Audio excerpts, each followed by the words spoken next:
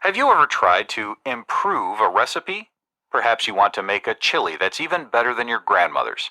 If so, you have used a not so formal form of the scientific method, which has 5 steps. Observe, I bet this recipe could be better. Question, I wonder what ingredients would help. Form a hypothesis. More family members will prefer this recipe with 1 tablespoon chili powder than without chili powder. More is defined as over 50%. Test hypothesis. Make both recipes exactly the same except for the addition of chili powder and do a taste test. Analyze results. Was the hypothesis confirmed? The scientific method is a very formal procedure scientists, including psychologists, use to evaluate their predictions or hypotheses. The hypothesis is based on observations and other research.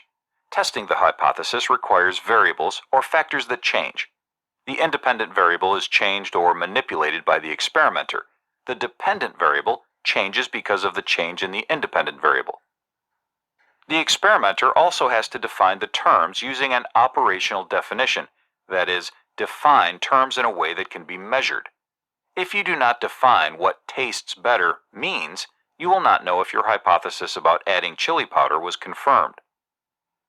Once these important details are defined, the experimenter can test the hypothesis by manipulating a variable. What did the results show? Was the hypothesis confirmed? Even when the hypothesis is confirmed, more questions result, and the procedure may be repeated. Psychologists use the scientific method to research human behavior. Psychological research involves systematic, organized scientific research. Observations lead to questions. Psychologists come up with a question that leads to a hypothesis. For example, are married people happier than single people? Of course, that is just a general question, and a hypothesis must be a more specific prediction. The hypothesis might be, married men are happier than single men. But what is happiness? How will the psychologists know if the hypothesis was confirmed? They must have an operational definition, meaning a definition based on some measurable value. In the above example, the operational definition might be, married men score higher on the XYZ happiness scale than single men. After forming a hypothesis, psychologists are ready to test the hypothesis. To do this, they design an experiment.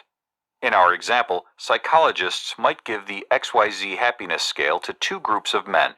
One group would be married and the other group would be single. Which group has the higher happiness score, the married group or the single group? Next, psychologists would analyze the results and use statistics to determine which group had a higher happiness score. Do the results indicate that married men scored higher on the XYZ scale?